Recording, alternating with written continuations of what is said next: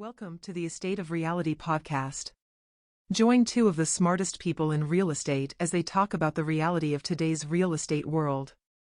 It's nothing like TV. This is the real world. If you are planning to buy, sell, or invest in real estate, or if you are a real estate agent, this podcast is for you. Your hosts are Melissa Haley, broker for North Texas Top Team and CEO of Agent Advantage Coaching and Training, as well as Stephen Etzel, real estate broker, instructor, and owner of Stephen Etzel Real Estate Consulting. Join them as they talk about all things real estate. Subscribe today to catch all of the episodes.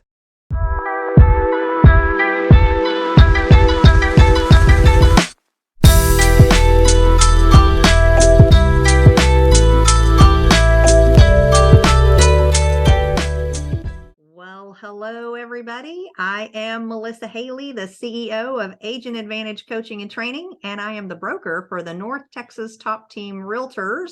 And of course, Stephen and I are here with the State of Reality podcast. Hey, Stephen. How are you? I am great. Tell everybody about yourself there, Stephen. Well, I'm just going to keep it easy and quick. Broker owner, independent realty, instructor owner for Steve Etzel Real Estate and Training. Awesome. We love that. And, you know, probably the smartest guy in real estate, just saying. So thanks for that. How about that? There you go. So thanks for co-hosting with me. And today we're talking about the favorite topic that everybody loves to talk about, which is taxes. Nobody loves to talk about taxes, right? But you do. I do. Yeah. I do. Jennifer's too. like I do. As long as they go down, I'm good. That's right. Well, we are talking today with a fabulous guest that we brought in. This is Jennifer Parker, and Jennifer Parker is a Texas realtor. She is with American Realty Services, but more importantly for today's discussion, she is also a property tax professional, a property tax consultant with American Property Services, Inc. So Jennifer, welcome to our podcast, and tell us a little bit about you real quick. Okay, so I am a broker owner, independent broker for American Realty Services, and I have been a licensed property tax consultant since 2001, primarily handling commercial property tax issues. We do handle residential, for our commercial clients, so I do have the knowledge basis of that as well. However, that I have been doing it since 2001. I think a lot of people don't realize that there is a license to handle property taxes. Yeah. They're just, because I figure they're just going to go and fight their property taxes on their own, and their realtor's just going to send them some comps, and then it's just going to be easy, right? But there's so much more to it. There's a lot to it. And as instructors, you all probably know, I think is it legal too that states that realtors need to stay in their lane when it comes to property taxes. We can give a CMA because we do know how to do that, but you really can't give any advice about the actual protesting of the property taxes. That needs to go to a licensed professional. So absolutely. Yeah. I always like to get that plug in there. Yeah. I'm kind of curious. Where's that license? Who actually licensed? TDLR. Wow. Texas Department of Licensing and Regulation. Yes. Yep. Same people that are over the home warranties now. Yep. Oh, yes. I'm always telling them, why can't y'all process things the way Trek does? Because it's like night and day. Just going to say that. Okay. That's good to know. So that you enjoy the Trek process. I do. Good. I was a little shocked right there. That might be saying something about the TDLR. Just saying.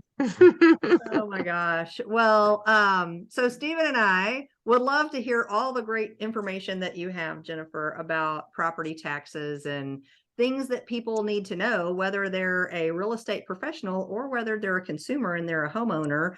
And sometimes we're both, right? We're a real estate professional who owns a home. But, I think it's important for just the public even to just be aware of some things that they may not know about filing for their exemptions and protesting when necessary for their taxes and things like that. So you ready to jump in and talk about I'm some ready. stuff? All I right. am ready.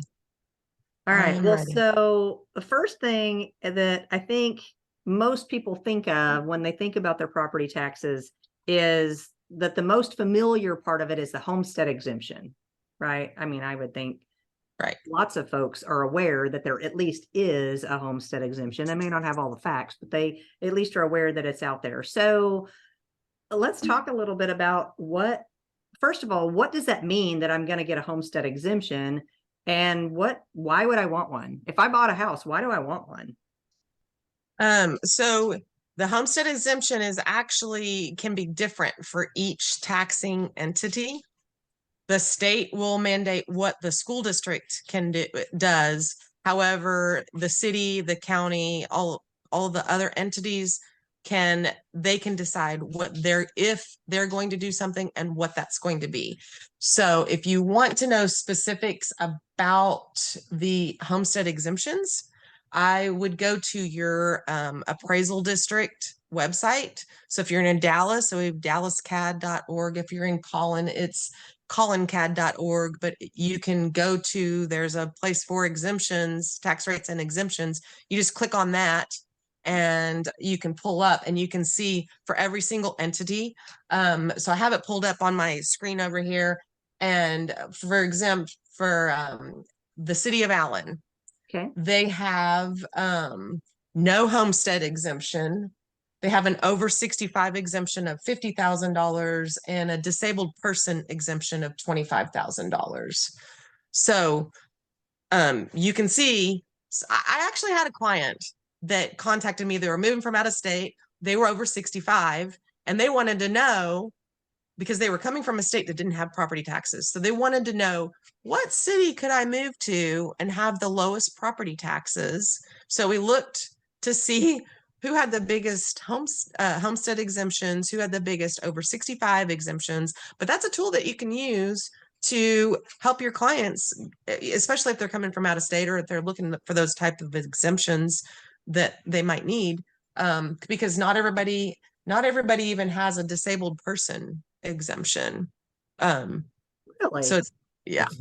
What's really interesting is I'm a broker in Oklahoma, and they actually use the federal homestead exemption, not the state homestead exemption. They actually get more on the federal side than the state side.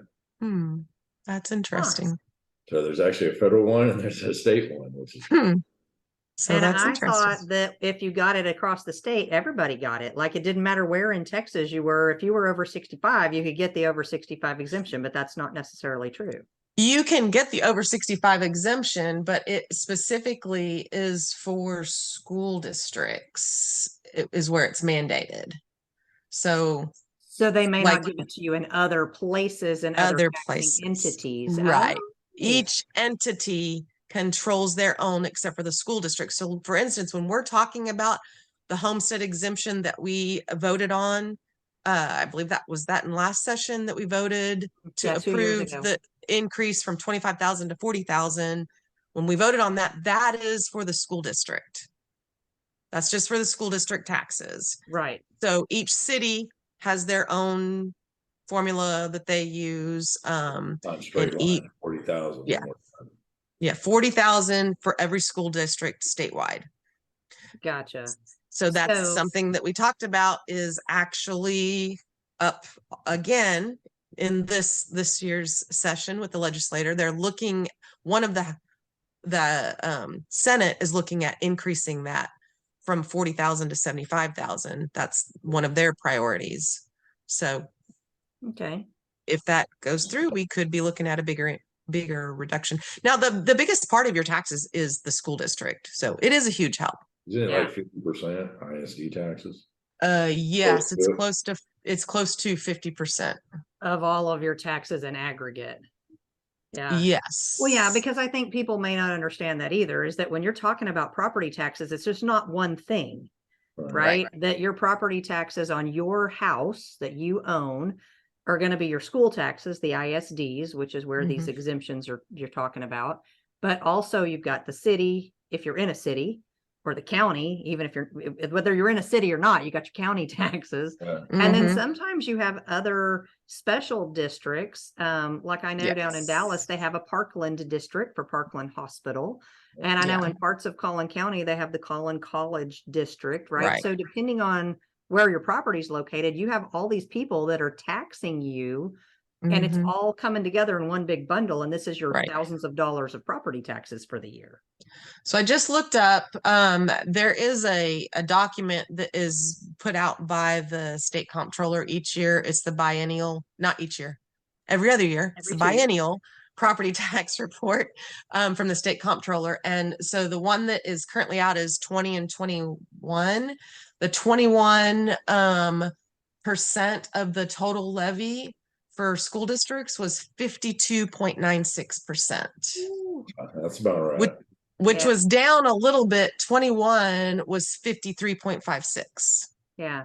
So out of all of the thousands of dollars I pay every year in taxes, at least half of it, or their dang abouts, is going to the schools. A little bit more.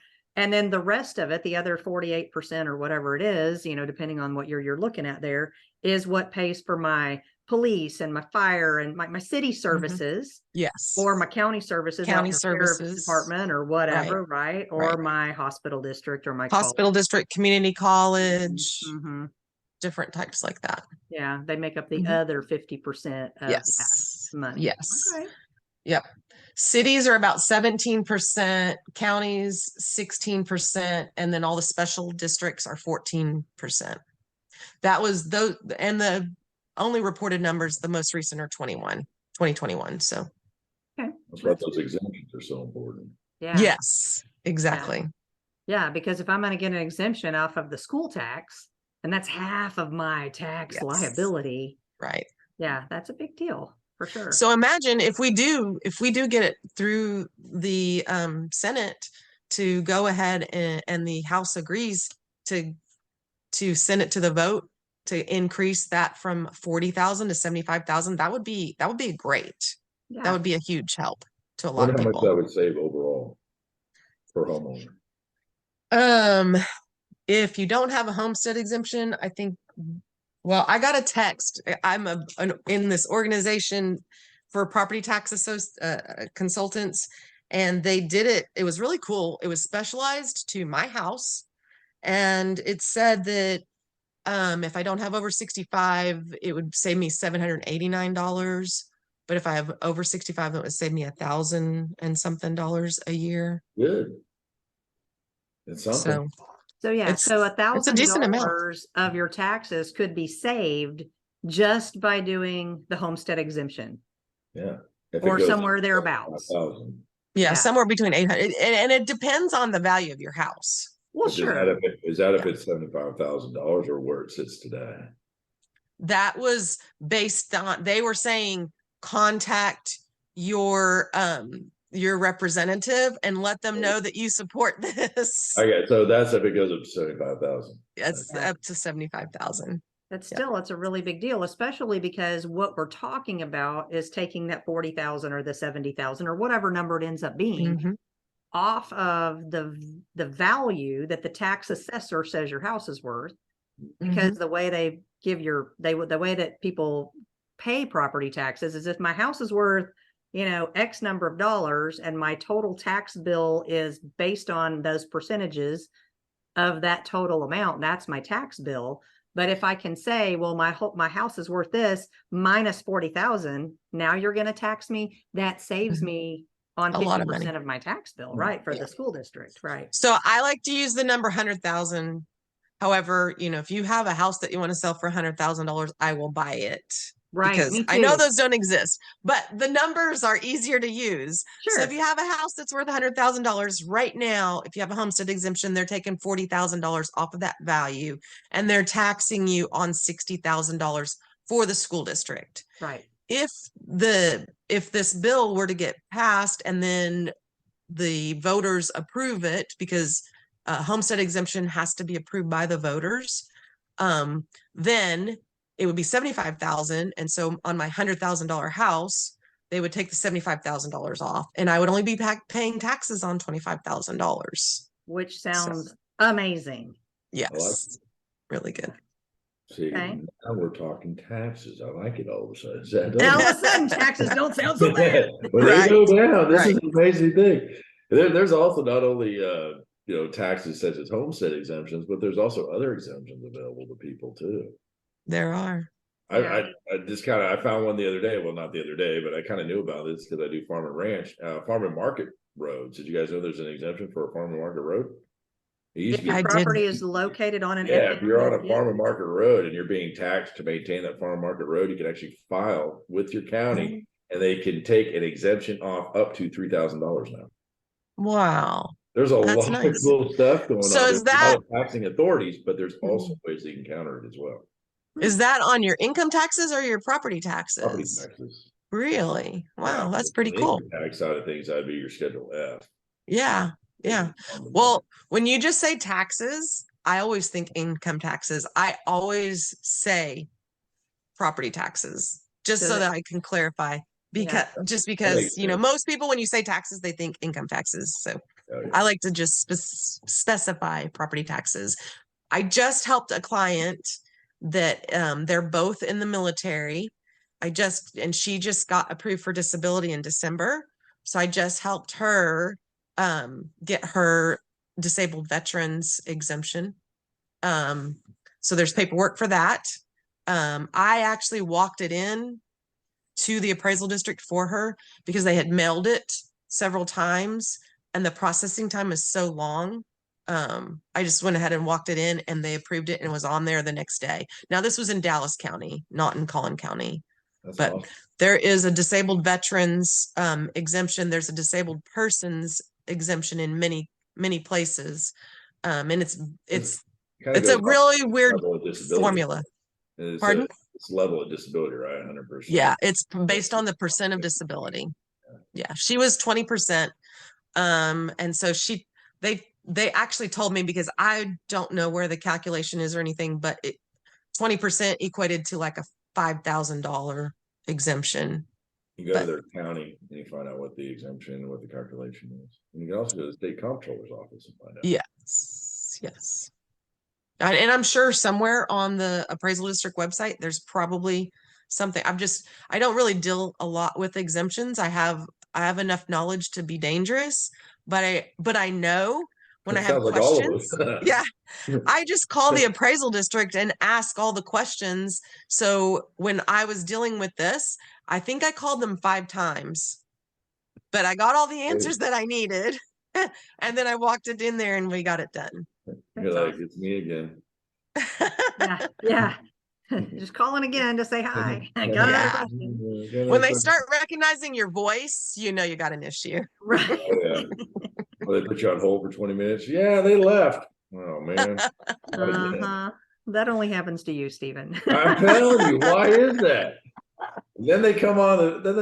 Right in the middle of a good song during the music. I'm like, well, wait a minute, put me back on. Wait. You got George Strait going on. Hang up. I don't want to talk to you. I love that. Well, so let me ask another question though, because we're talking about these exemptions and how you said with this disabled veteran thing that you had to fill out some paperwork and you went to the appraisal district, but you can mail things in, you said. You can. But I think the number one number one exemption, the kind of where we started stuff, was the homestead exemption. Mm-hmm. So if I am somebody who just bought a house in Texas and I want to file for my homestead exemption, what does that process look like? Is it online? Do I have to mail it? Do I have to go in? Do I have to bring anything? Like, what does that exemption filing process look like to get my homestead exemption? You can mail it in. It's a little bit complicated because you need to know, first of all, if you just bought the house, let's just pretend you bought your house yesterday. Okay. Sure. Your driver's license, first of all, is not going to be changed yet. Right. Mm-hmm. So the first thing you have to do, you got to have the driver's license has to match the address of where you're trying to get the homestead. Because you need to show that you really live there. Sure. The reason that you get the homestead is because you live in the house. Investors do not get a homestead exemption because they don't live in the house. They don't live in the house. Yeah, right. So that's the number one thing you have to do. You have to have your driver's license has to have the correct address. Your name on your driver's license has to be the same name on the title. The one that I was helping, that I mentioned about the disabled veteran, they had never filed their homestead exemption either. So I helped them with that too. But she bought the house when she wasn't married. And then a few months later, they got married. So her driver's license had a different name. So we had to get the marriage license as well to prove that she was the same person. Mm-hmm. Sometimes it takes a little bit more proof. Most of the time, it's just the driver's license. And you fill out the application. You can get the application on your appraisal district website. You can just go to collincad.org or dallascad.org or Rockwall, whichever county, Denton, Right. They all have it. They have it available. You might have to poke around for it. On the Dallas website, the homestead exemption is like when you look at your property, there's a link where you can click on and it'll pull up a homestead exemption. You can fill it out. Okay. Dallas, sometime they used to have the ability for you to file online. They don't have that right now. So you do need to go ahead and mail it, but you need to make sure you fill out the form completely and send a copy of your driver's license. But if you just bought your property yesterday, the other thing we need to know is there already a homestead exemption on the property? Because if there is, you just need to wait until January to file your homestead exemption. Because the exemption that's on there from the person I bought it from is going to stick with it the whole year. It is. Now, as with everything, there can always be twists and turns. If your seller moves to a house and that property, let's say, doesn't have a homestead exemption because they bought a new construction. If they file for a homestead exemption, then that homestead exemption on your house is going to drop off and you'll need to file. So what I would suggest doing is if you know there's already a homestead exemption, don't file it right away. At the end of the year, if you see that the homestead exemption has dropped off, or if you want to just call the appraisal district and ask them if it's been removed, then you can file a homestead exemption. You can file a homestead exemption at any time and you can go back 2 years. Oh, So it would be more detrimental to you to file the homestead exemption today than to wait until the end of the year. Because if you file it today, it's prorated.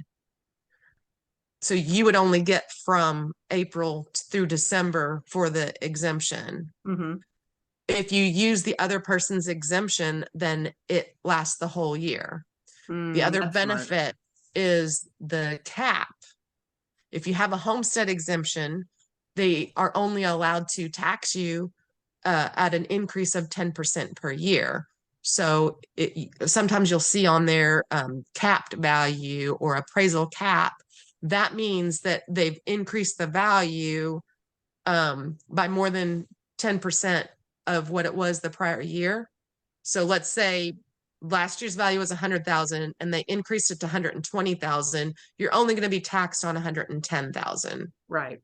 That's your appraisal cap is 110,000. So if you bought a house that has that cap, that's going to stay in place for the rest of the year.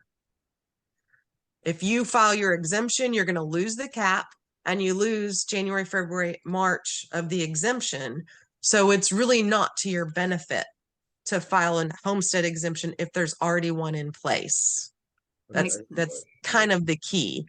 It wasn't as complicated when everybody just had to file on January 1st, but it was hard for people that bought new construction or bought a home that was an investor home originally and there was no homestead exemption on it. So this gives those people, if there's not a homestead exemption, the opportunity to go ahead and file and have that prorated. Let's talk about the appraisal cap. The appraisal cap has to be in place for a year. The homestead exemption has to be in place for a year before the cap will kick in.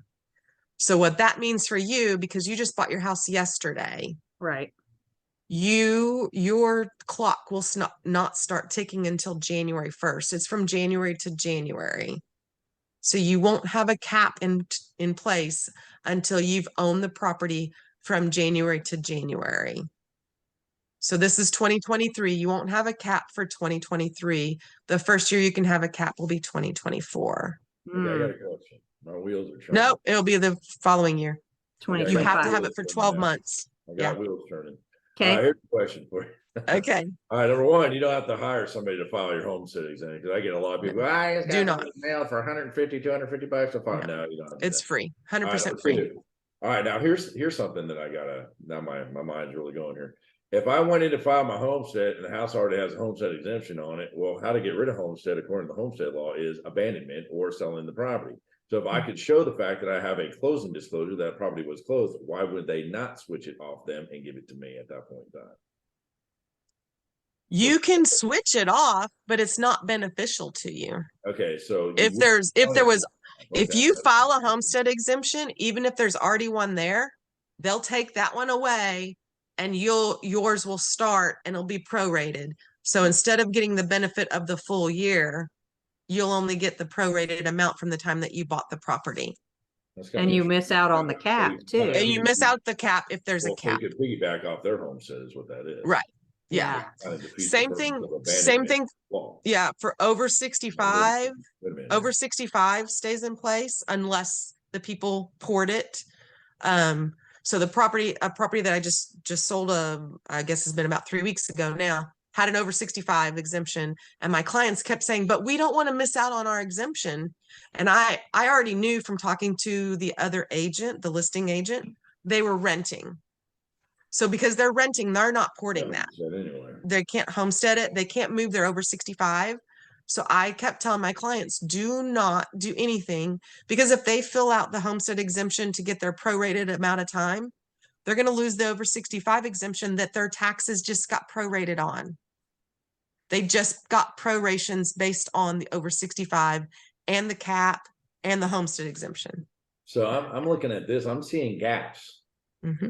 I'm wondering if the state is ever going to realize the fact that if somebody's going to move and they move out of the property and it's vacant for 2 months, you don't lose, would they lose their homestead? I guess that's why they put in the law that you have to be gone for over a year, or you have to be gone for a certain period of time because of those gaps. Yeah. That makes sense. Okay? Yeah.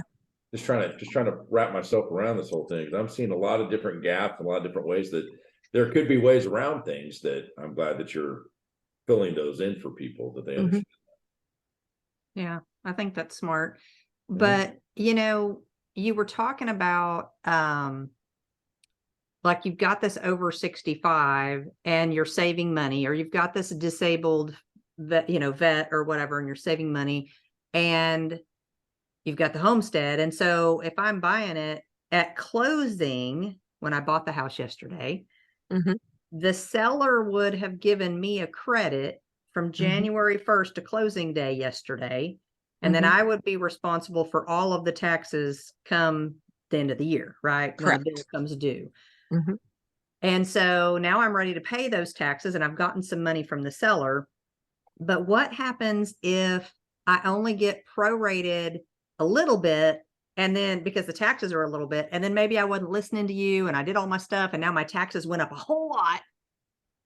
Do I have the ability to go back to my seller as a buyer of the property? Can I go back to the seller and be like, you didn't give me enough money to pay these taxes? You do. In fact, you both sign something at closing agreeing that if the prorations are incorrect, that you will work it out between the two parties. So if you need to get contact information, you can get that from your agent. Or the title company. The title company. Yeah, the title company requests to not be a part of it, but you can get the contact information from them. Here's the thing. Good luck on getting the money. How about that? How easy is that? I guess I was going to ask that too. Yeah. Yeah. Kind of like I would agree with that. You go after a builder and go, oh, wait a minute, these taxes are messed Right. up. But they don't read the contract that says if it does do that, you're responsible for it. So, Yeah. Well, and if I bought my house from Stephen and he didn't give me enough money in taxes, and then here I am 6 months later and I'm calling you and I'm like, dude, you owe me some money. And you tell me just to, take a jump in the lake. How am I going to get my money? Like, am I going to sue you? Because then it's going to cost me $5,000 and I'm going to get $1,000 back. Like, it doesn't become worth it at some point for me to go after somebody. Right. Exactly. And that's what I'm saying. And that's why the title company says they aren't a part of it, because if it gets messy, it's messy between you and not the other parties. Title And it's company's probably neutral. not going to be $1,000 either. It's going to be probably a lot less than that. The title company is neutral anyway. That's what escrow means. Exactly. So they don't want to get involved in anything. But Right. the whole thing, Exactly. a little bit, Yeah, that's why I was saying. Good luck on getting that money. I wish Right. there was, somehow that maybe you can escrow it. You know what I mean? Or anticipated escrow. But we don't know. So as of today, so this is why yesterday, Melissa buying this house yesterday is a great example, because they've just signed all the paperwork. And on Friday, Collin County Appraisal District is dropping the value notices in the mail. So those are going to go out in the mail, and she's going to get her notice, and she's going to see, oh my goodness, the taxes are going to be way higher than what we estimated at closing. So that would probably be a good time to contact the people, but you do have the right to protest. But if you paid more than that, what are you going to protest on? Yeah. Right. It's like in Farm and Ranch, paragraph 13, that rollback tax. Yeah. I've actually had to escrow money just in case something was going to happen. But then again, it can't be exact anyway. So I always tell them, I say, at least you're going to get something out of it, but good luck. Yeah. That's actually a completely different segment, but a good one to kind of catch up on real quick. So what is a rollback tax, Stephen? What does that mean? Oh boy, here it comes.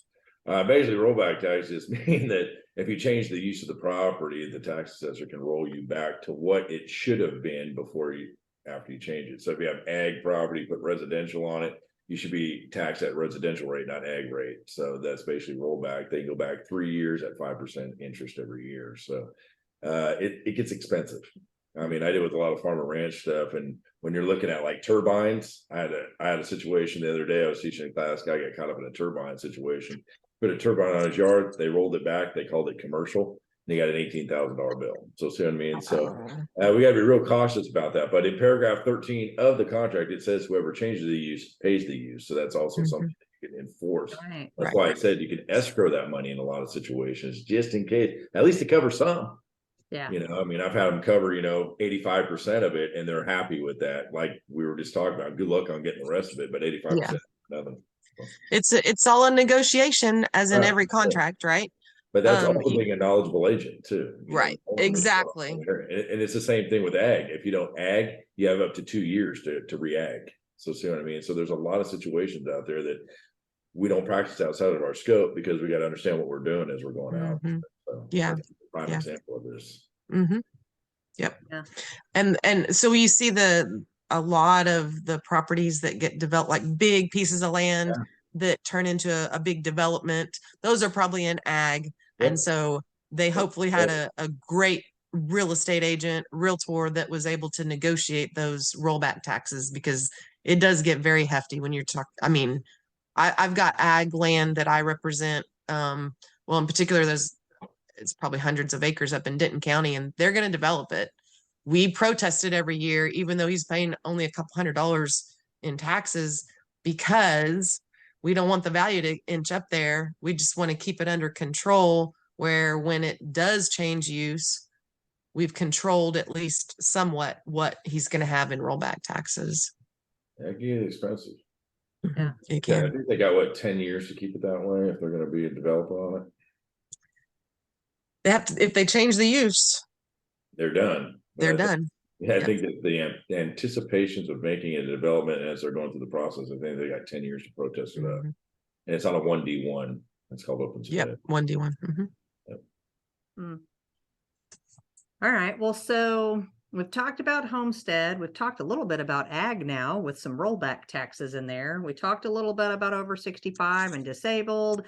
Are there any other exemptions that we should be aware of as either real estate professionals or as a homeowner? Again, if I'm just a homeowner listening today, I want to know what my options are. What else could I file for? Is there anything else? I can't think of, we did homestead.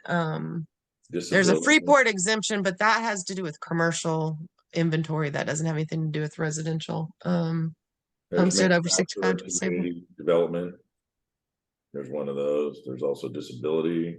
Disability over 65. 65, and there's a one for disabled vet, or their spouse. Yeah. or their spouse. Is it? Yeah, surviving the spouse surviving also. spouse? Mhm. Over 65 is for surviving spouse as well. So even if I'm not 65, but my spouse was, and now they've passed away, I get to keep the exemption. Yep. Yeah. Okay. All right. Good to know. So, can we talk a little bit more about, because one of the things you mentioned, Jennifer, was there's some stuff going on in the Texas legislature right now, right? Because every 2 years in Texas, we have our legislative session, and the House has got their priorities and the Senate's got their priorities, and they got to all bring it together. And like you said, then it's got to come to the voters. But you talked a little bit about the Senate saying, I want to increase from 40,000 to 75,000, I think you said. But is that the same thing like that the House is talking about, or is the House doing something different, or what does that look like? I mean, I know we don't know what the law is going to end up being, but it looks like the law is going to change at some point the way we do these, right?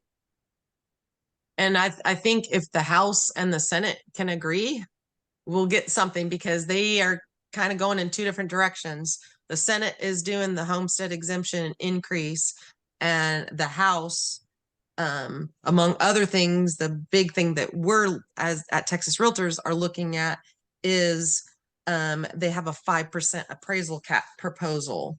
It's a 5% cap on all real estate, all real property, not just homesteads, which on the surface sounds really good. But, Melissa, we talked about the fact that it really is not a really good business decision, and it's not fair for everybody that owns property, and it will shift the burden. Because remember, I mentioned earlier, you give an exemption to somebody has to pay that money. So you're kind of just shifting the money around from one bucket to another. So if commercial if they cap their values, then it's going to ultimately fall a lot more on residential, because those commercial values are really high. One of the ag exempt too, it'd be a lot harder to get ag. They'll just make it harder to get stuff. It'll be hard. It will. What they're seeing in California that has happened is people don't want to sell their properties. Yeah, I don't blame them. Because we already have a shortage of properties. And I actually talked about this point with one of our legislators when we went to Realtor Day in the Capitol, and I used my own house as an example. Because she said nobody lives in their houses more than 5 to 7 years. We did the research, that's the average. And I said, well, I've lived in my house for 19 years, and the people next door bought 2 years ago.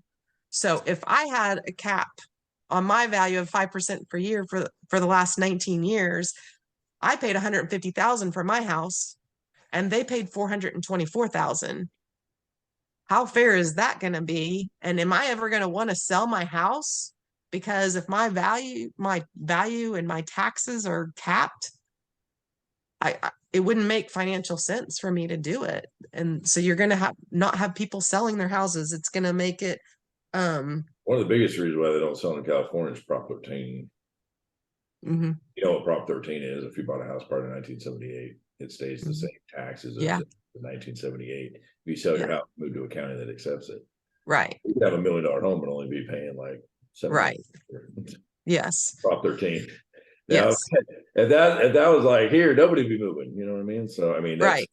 And then they have state income tax on top of that to make up for it. So the state's still getting their money somehow. They can always make up for it, and then they got every other tax there is too.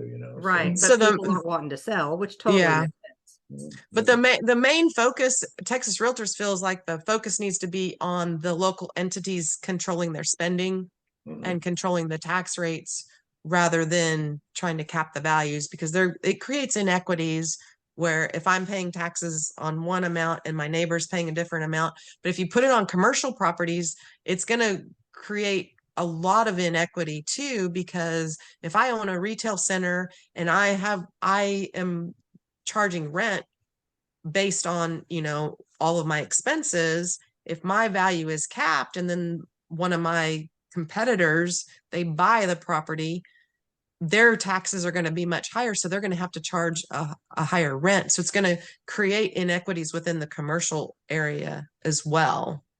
But this sounds like to me is, instead of passing a bill all the way across the state, there's 254 counties, 3,500 taxing authorities, district taxing authority. Maybe we ought to put a bill against putting restraints and or give authority to those local taxing so they can make their own decisions. Maybe what they should do make more sense than saying, oh, yeah. you know, who knows? I'm just kind of giving ideas here. Yeah. Well, one thing that I wanted to talk about is that when you protest your value, you're really only looking at one piece of the puzzle when it comes to property taxes, because there's basically three buckets. You've got the value, and then you have the tax rate, and you've got the budgets for the appraisal, for the taxing entities. Yeah, for each entity. So what we need to be doing, and we need to be talking to our local municipalities and letting them know, just because the values are going up, we don't want them to increase their budgets automatically. We want them to be a little more conservative with our money and not just automatically increase their budgets. And we have done a little bit to improve that. SB2 a couple of years ago, it put a cap on the amount that they can increase their budget each year. However, we also have the truth in taxation. If you go to knowyourtaxes.org, you can look up your property under the truth in taxation, and you can see. So I went to my property, and then people complain and go, "Where's my taxpayer money?" Right. But you can see there's a new thing that is disclosed, the no new revenue rate. And then there's a proposed rate, and then there's a voter approval rate, which the voter approval rate is basically that amount where they could automatically do the 3.5%. And then it shows what they adopted. Well, if they were being fiscally responsible, I would hope to see them using the no new revenue rate, where they continue to stay within their budgets, or, not too far out. None of my taxing entities did the no new revenue rate.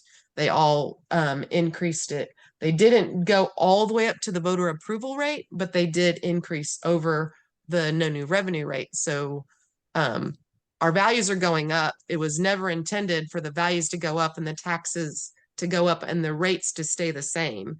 The values should go up and the rates should come down so that their budgets kind of stay in the same place. But I also know, we've seen everything is increasing. Prices are increasing for everything. So the cost to run a city, the cost to run the fire department, all of those costs are up.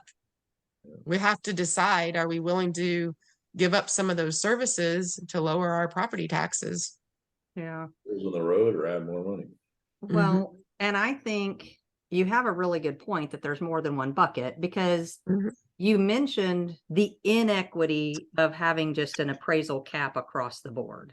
I think there's another inequity in the fact that this is supposed to be for the property owners to be able to not get priced out of their home where they live, their homestead. Yes. And if I'm an investor who has commercial property, or maybe it's rental property or whatever, today, currently, there are no caps for those properties. And as my taxes go up as an investor, like you said about that commercial property, I might charge more in rent because I've got to cover those expenses. But I'm at least generating the income to cover those expenses. And if I'm a homeowner or just a Joe Schmo guy who owns his house, and I don't have that same ability when my taxes go up, then this becomes problematic, that I might lose my home because my taxes have gone up. And just because there's a cap does not mean my taxes aren't going to go up. It's going to mean my value that they're taxing me on didn't go up. But to your point about the buckets, today, maybe my house, I like your example of $100,000. My house is $100,000 value and I'm at a 2% tax rate. Well, that's $2,000. But if they can only raise my house value to 105, or maybe they can't raise it at all, and they need more money for their budget, they're just going to be like, okay, we're no longer at 2%. Now we're at 3% and my taxes just went up $1,000 and my house value didn't go up. And I think that that's detrimental on a lot of reasons because number one, I'm paying more in taxes and I didn't make more money at my job this year and I'm just living in my house. But number two, increases more than the raises. Right. Well, and sometimes I think, maybe erroneously, but sometimes I think people as homeowners look at that tax record and they go, gosh, my house is worth X. And they might think that's a true market value, which it, might or might not be, depending on if they've fought their property taxes and protested them and all the things, and depending on what the real estate market's doing. But if as a whole, consumers believed that their house prices weren't going up, would they maybe then have a different perception of value when they do go to sell? Maybe it's not worth what I was hoping it was going to be worth. Right. Or maybe would they not be willing to pay what fair market value is to purchase another house because they have a misconception about the value. So I think that that's also problematic. I mean, there's just a lot of things that I think can become problematic if we just put this lower cap across the board kind of a thing. I mean, I like the 10% cap and I like it for residential because I think it works.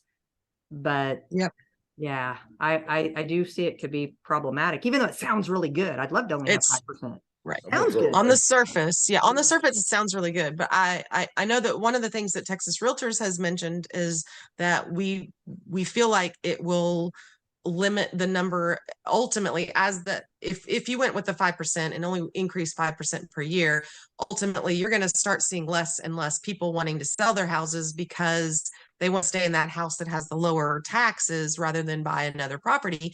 And we already have a shortage of homes. We don't have enough homes for all the people that want to buy it. So that's going to be another problem. Well, it's not even so much that I want to stay in my home. It's that I can't afford to move.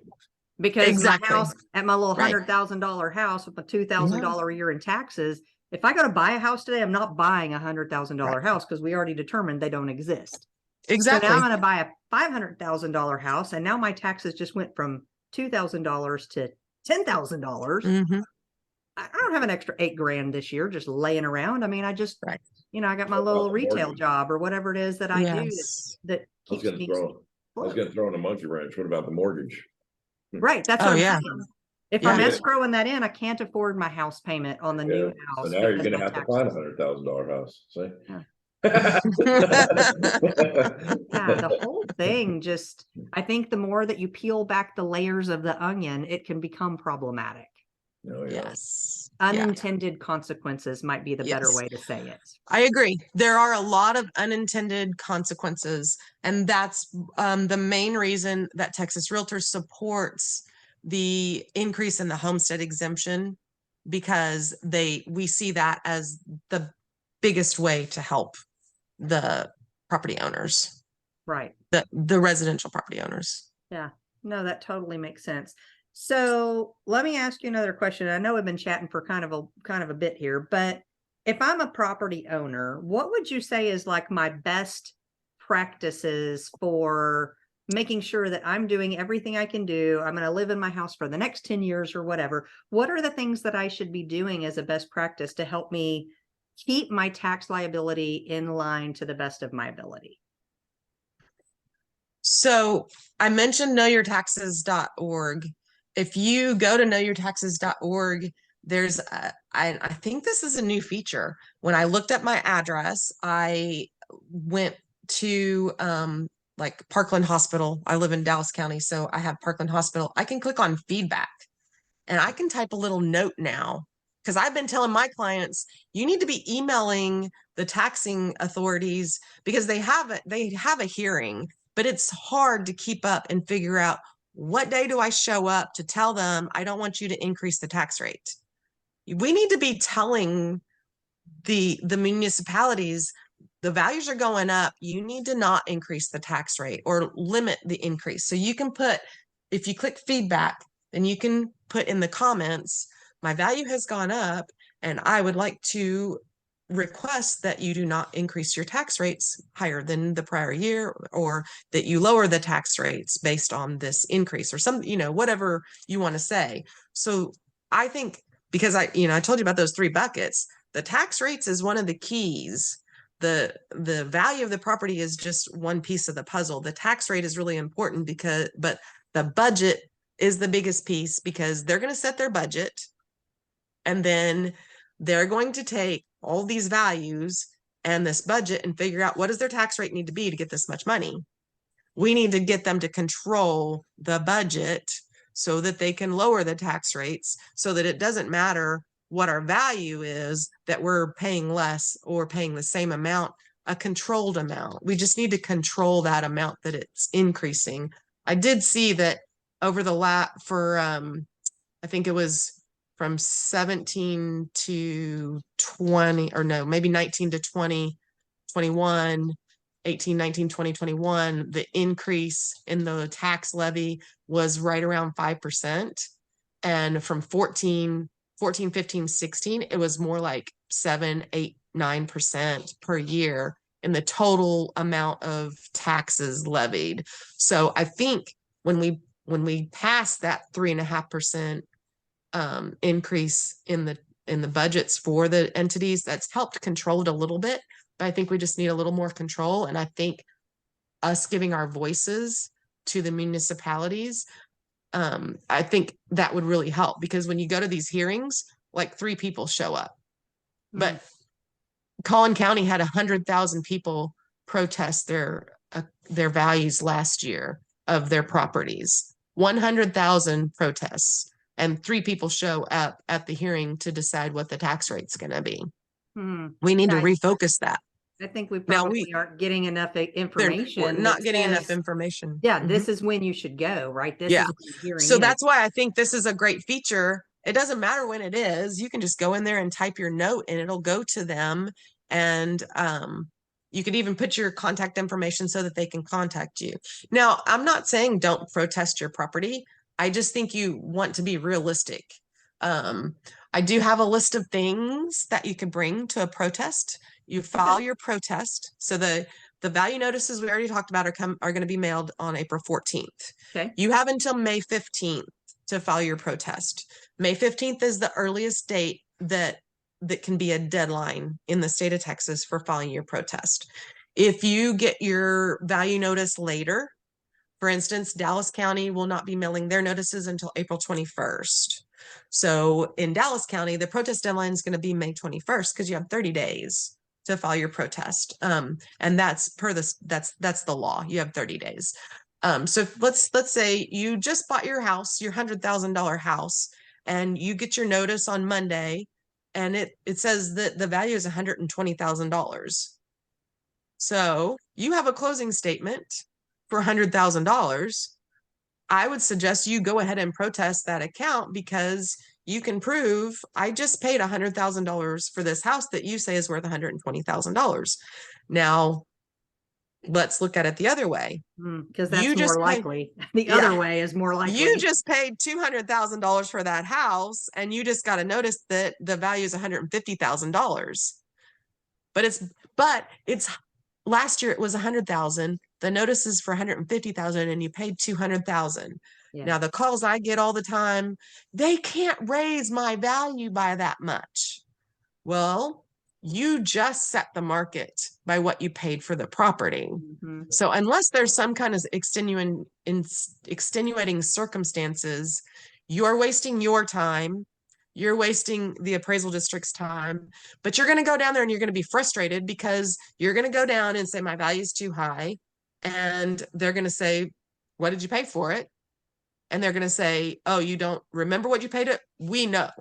We already know what you paid for it, because they can see what's in MLS. If you protest it, then they can get the exact amount that was reported in MLS. So you really don't have a leg to stand on, unless, you bought the house and found out that it was falling apart, or, something that you didn't know about. Now, if you've lived in the house for years and it gets increased, and then you want to go in and you can bring pictures. Maybe there's problems. You might have estimates for a roof that needs to be replaced, foundation repair that needs to be done, any types of things like that have to do with the condition. You can bring photographs showing the condition. You can contact your local realtor and ask them to give you a CMA that will show what the value is. Now, hopefully your realtor is being realistic and letting them know, you know what, you just paid $200,000 for this, and you know what, you're getting a bargain at $150,000 value. You're getting a bargain. I would just keep my mouth shut if I were you. You can, and you mentioned that the value is as of January the 1st. Yeah. So typically the values are running a little bit behind because they're looking at last year's sales, because it's going to be almost the middle of 2023. There's going to be more sales. Yeah. So it usually in a normal market, not like the ones that we saw the last couple of years, in a normal market, they would probably be a little bit low. If you have an appraisal that you maybe refinanced and you have an appraisal and that was for less, you could take that as evidence too.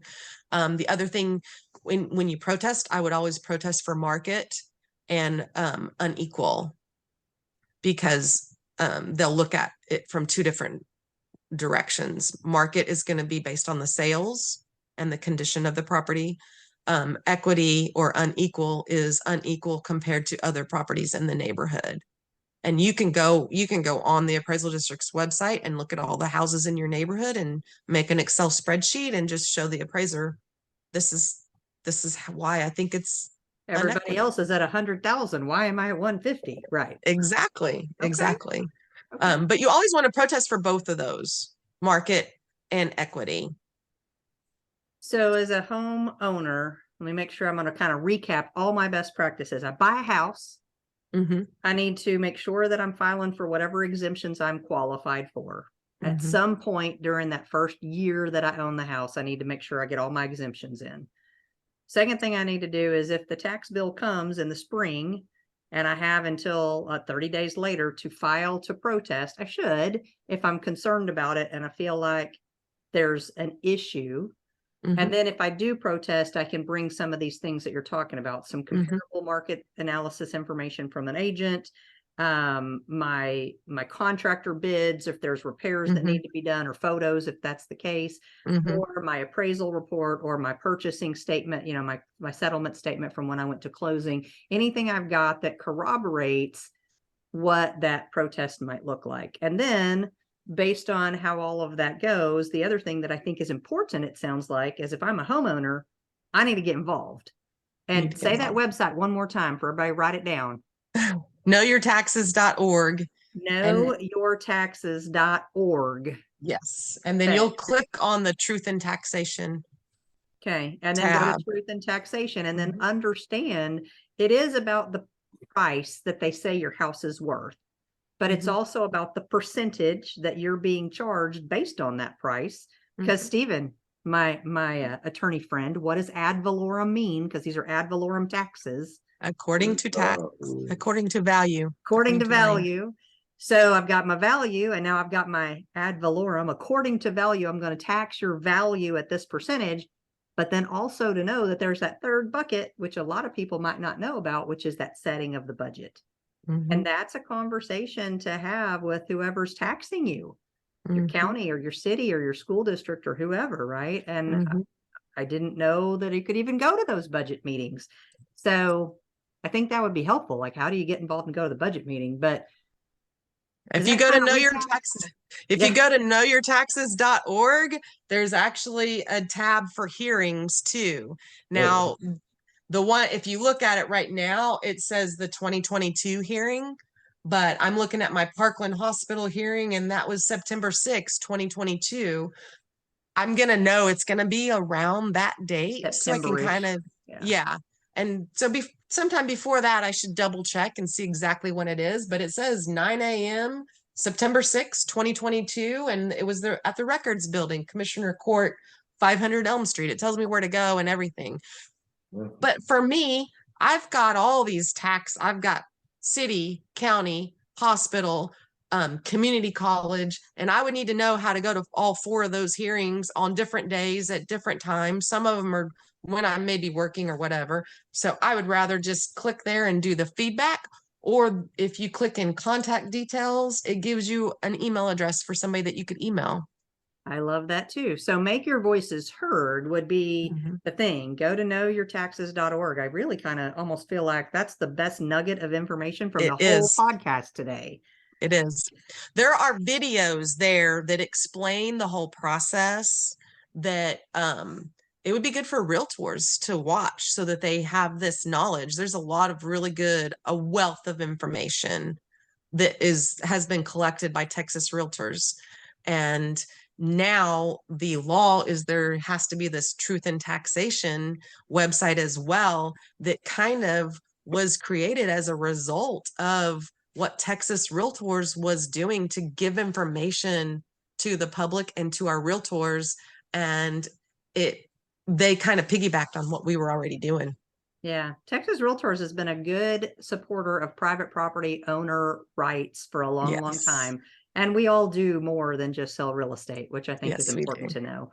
But, you know, Stephen also mentioned before, though, we got to stay in our lane.